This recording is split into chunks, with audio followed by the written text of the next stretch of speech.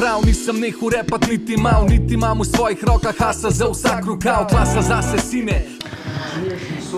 Zunaj je že tvoj 11. studijski album z naslovom Svet je lep 2. Izšel pa je digitalno po obliki knjige z besedili, opisom pa kodo za prevzem skladbe. Zakaj si se odločil za takšno lansiranje?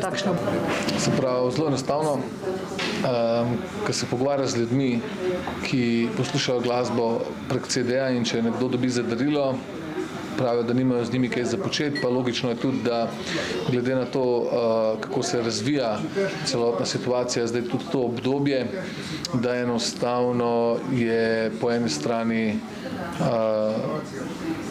ni uporaben tok CD, kolikor je včasih bil. Isto se je zgodilo, nažalost, s ploščam, s kasetam, s CD-ji, ampak so določene stvari, na katere artisti enostavno nimamo vpliva. Besedila so pa v bistvu, jaz sem vedno izdajal CD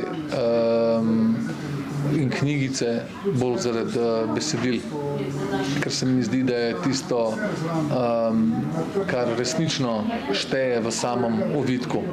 CD kot tak je vedno lahko naložen, poslan na radijske postaje, videospoti so lahko poslani na televizije in knjigice so pa tiste, ki bi si bistveno zaslužile več prostora. Ampak danes pa temu v tej družbi, ne bom rekel v temu svetu, pa ne govorim o večini, ampak govorim o nasplošno artistih in izvajalcih, kako se dela in izvaja, redko kdo dejansko se posveti samo albumu. Ampak večinoma ljudi se je odločila, da delajo, ustvarjajo single in potem so te singli, se izda singl, se ga prežveči, se ga pljune ven in naslednji singl in se ga prežveči in pljune ven in tako naprej. Ampak meni se zdi to v teh hitrih časih in hitrem svetu razumljivo, popolnoma razumem, po drugi strani si pa rečem, ampak če ima človek resnično kaj zapovedati in če pelje neko zgodbo, z moje strani so albumi še zmeri in še vedno in zavedno bodo ostali neka zakladnica. Tako da razlika je med mogoče se bo to slišalo grdo, ampak razlika je med amaterji in profesionalci v tem, da amaterji se ukvarjajo s singli, profesionalci se pa ukvarjajo z albumom. Zdaj tokrat si povabil nove ljudi, druge kot so bili na prvem albumu, po kakšnem ključu si izbiral, pa kdo vse sodeluje na njem? Nikoli nisem izbiral načina, kako sodelovati z ljudmi, enostavno se stvari zgodijo same od sebe. Katja Koren je ena izmed pevk, ki je gostja na 3 komadih, ampak Katjo jaz poznam več kot cirka 20 let in stala smo že skupaj na odru, večkrat smo se družili, srečali. Ona je trenutno živi v Ameriki, mislim, da cirka nekih 8 do 10 let in nazadnje, ko je prišla v domovino na obisk, smo se srečala, smo imeli nek jam in potem sem jaz rekel, jaz sem glih med snemanjem albuma, po moje bi bil cajt, da gremo skupaj do studija in šli smo skupaj do studija z željo, da naredimo eno pesem. Na koncu smo posneli še 2, tako da je Katja Koren je gostja na vseh 3 komadih. Erik Felicijan je tudi fant, ki je na komadu Katrina. Erika tudi poznam že zelo dolgo, zelo poseben glas, dober fant, dober dečko. Nažalost mi je žal, da nisva že prej kaj naredila, ker sva se itak dobro ujela in razumela in vse tako naprej.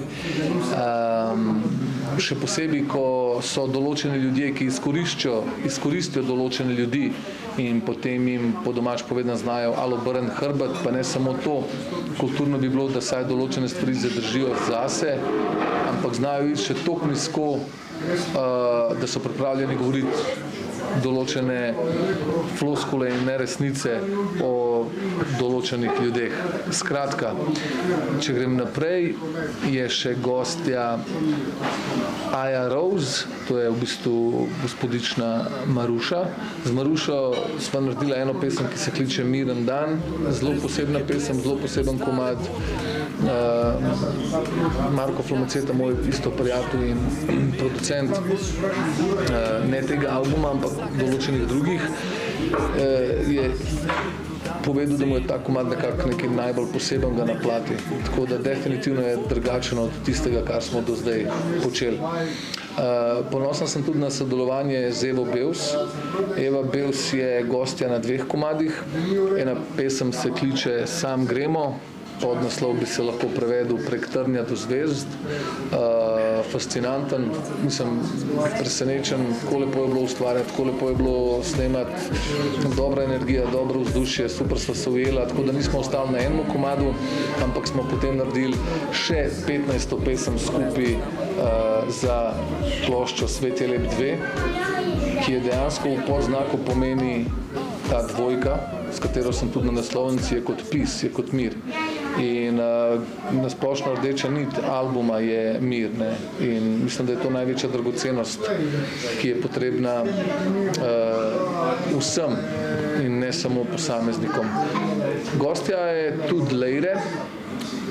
Z Lejre imamo komad, ki se kliče Nasmeh. Zelo lepo odpet, zelo poseben komad. In zadnja gostja je isto Tina Marinšek, videospot že je v bistvu bil posnet cirka 4 mesece nazaj, Niso drugi krivi, isto lepa pesem.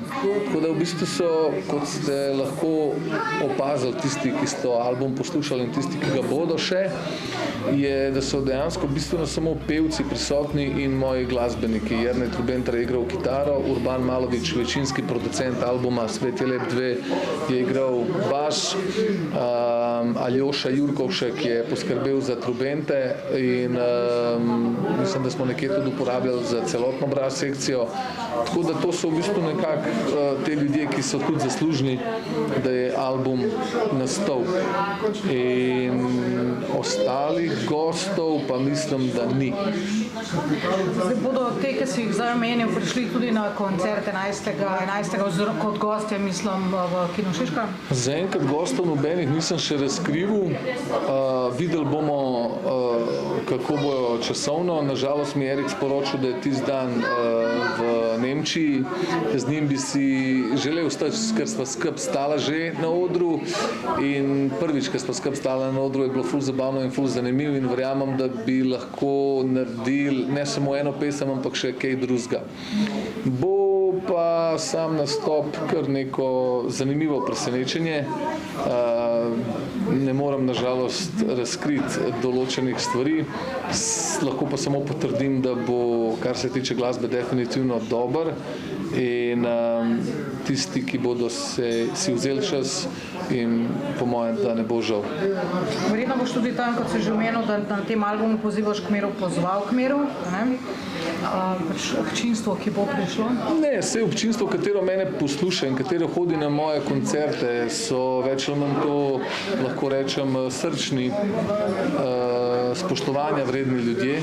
To so ljudje, kateri se zavedajo, da mir ni samo tista osnova, ker mir brez enakopravnosti je enako konflikt. In če želimo resnično doseči mir, potem moramo razumeti, da je potrebno vsem ljudem dati enake možnosti oziroma enakopravnost, da se en človek ne počuti bolj vreden od drugega in to je tisto, kar jaz konstantno ponavljam. Meni je zelo zabavno, ko že celo svojo kariero zavračam nek ta zvezdniški status.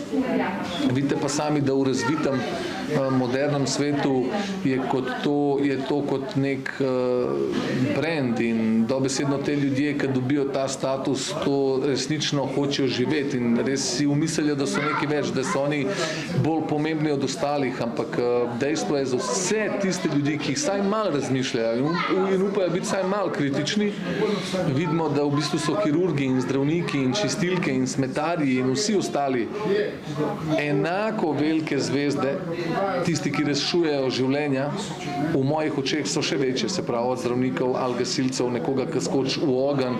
Me zanima, koliko od teh artistov, ki se imajo za zvezde, bi skakali v ogenj za soseda ali pa v vodo za soseda. Ne bi rad bil preveč direkten, bojim se, da še 112 ne bi znal poklicati. malo sem šel čez rdečo mejo, po mojem. Ampak vseeno, verjetno pa ni vse tako črno gledo, ne? Tudi albumov naslov Svet je lep. Po čem ti najdeš to lepoto? Ne, sploh, sej, bistvo je to, da sem že utrujen od razlaganja ljudem. Ja, svet je lep, svet je popoln. Samo to, da so pa ljudje umazani, nam je pa vsem jasno. To, da so ljudje pokvarjeni, nam je vsem jasno. Če sem lahko bolj politično korekten, to, da smo ljudje umazani in pokvarjeni in da smo mi krivi, da v očeh mnogih ljudi, ki imajo svobodo govora in so njihove kariere v njihovih očeh vrednejše od življenja otrok in ostanejo tih, zdaj se upravičujem, ampak to res ni moj problem.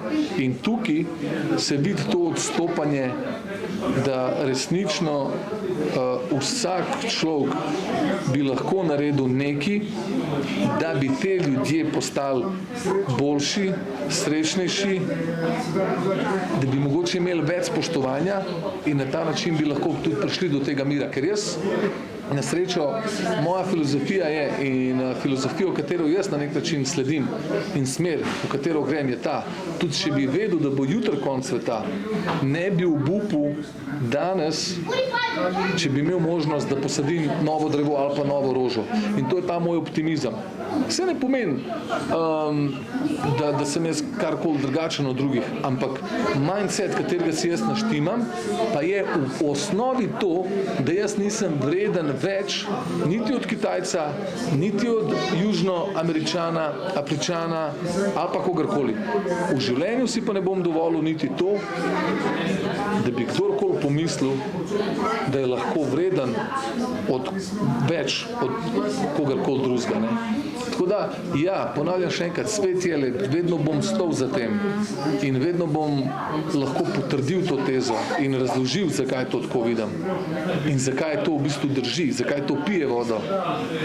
Ljudje, vsi mi posamezniki v družbi bi se pa mogli vprašati, kaj lahko mi naredimo, da bo svet lepši, da bo svet bolj pravičen, da bo svet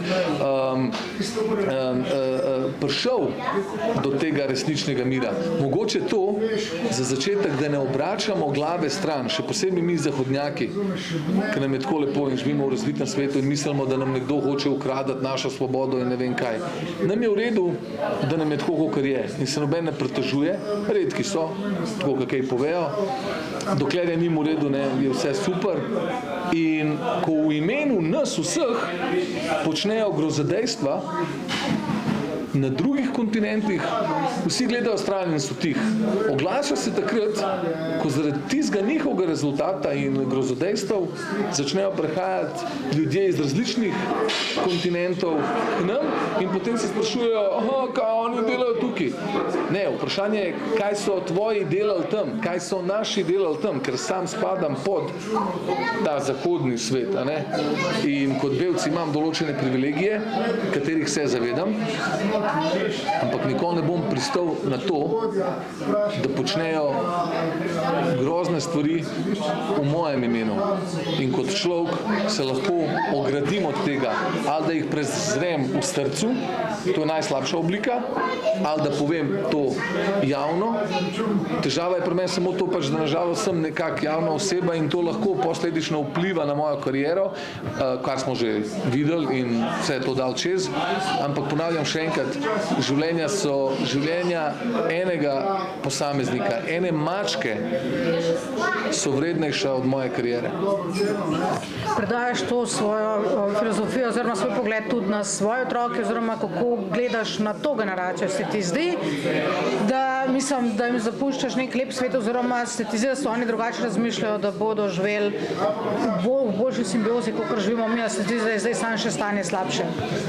Ponavljam še enkrat, jaz nikoli ne bom obupal, pa še enkrat bom povedal, to, da mnogi držijo jezike za zobmi, pa vidijo, kakšne neumnosti se vse dogajajo, pa noben ne upa niti komentirati, niti kaj šele zavzeti stališče, povedati svoje mnenje. Ampak enostavno gledajo svoja posla, vejo, da lahko hitro poveš nekaj, mogoče komu ne bo všeč, pa bo on prišel. Jaz vam po resnici povem, meni je vseeno, jaz sem jaz in jaz vem, da svojim stališčem in izjavam nikomu ne želim nič slabega, niti nikogar ne ogrožam. Svoje otroke pa vzgajam na ta način, mislim, da bo čas najboljši pokazatelj, kako so vzgajeni moji otroci, in ne bi zdaj prehiteval dogodkov. Lahko rečem, edina stvar, kar želim, je to, da so živi pa zdravi.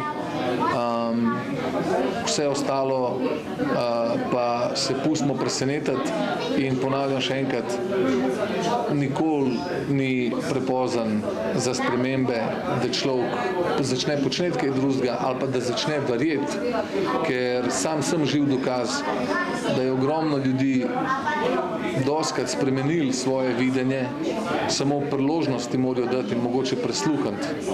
Tako da ne bom obupal, svet je lep, držite glavo gor.